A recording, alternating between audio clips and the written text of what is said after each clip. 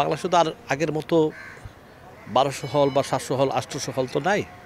এখন আছে সব কিছু মিলে 12 থেকে 13টা হলে খুব ভালো যায় সিনেমা। আর সিনেপ্লেক্স 11টা থেকে 12টা সিনেপ্লেক্সে এগুলা মোটামুটি শো যায়, খুব ভালো যায়। তো ওই হিসাবে যে বাংলাদেশের এত দর্শক কোথায় যাবে ছবি দেখতে? একটা জায়গা তো লাগবে। যারা ছবির ভক্ত, যারা ছবি দেখি, তখন তো আমরা হুপটি মেরে ওইসব হলেই আমরা ঢুকি। তো বাংলাদেশে এত মানুষ তো আর মানে ছবি দেখার তো বিভিন্ন জেলায় হল থাকতো, তাহলে আমরা বুঝতে পারতাম যে ওই হলগুলোতে যদি হাউসফুল হইতো তাহলে বুঝতে পারতাম যে আমাদের সুপারস্টার আছে বা মেগা স্টার আছে।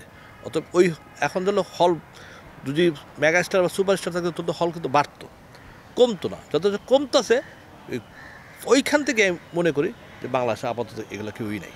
আমাদের ইন্ডাস্ট্রি এমন একটা জায়গা যে কালো টাকাকে সাদা করার জন্য সবচেয়ে ভালো ওয়ে হলো ফিল্ম ইন্ডাস্ট্রি। এবং অনেকেই আমি দেখছি 16 বছরে অনেক মানুষ এখানে আসছে যারা কালো টাকাকে সাদা করার জন্য আসছে, আবার তারা চলেও গেছে। এখন যারা এই কথাগুলো বলতেছে যে আমরা 100 কোটির মার্কেট আছে, 100 কোটি কামাবো, 50 কোটি কামাবো, 5 কোটি কামাবো, 10 কোটি কামাবো, তাহলে আপনাকে 100% ভাবতে হবে সেটা কালো টাকাকে সাদা করতে আসছে।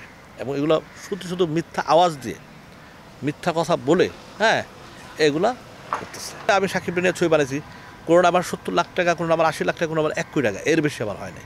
আমি কি কখনো বলছি যে আমার 5 কোটি টাকা লাভ হয়েছে, 50 কোটি লাভ হয়েছে?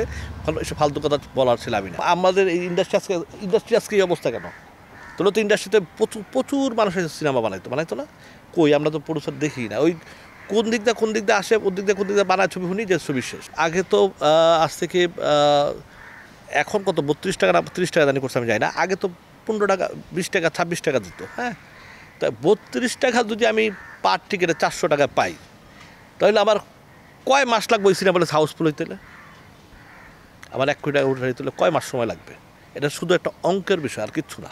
তাহলে অটোমেটিকই বুঝে ফেলতে পারবে সবাই।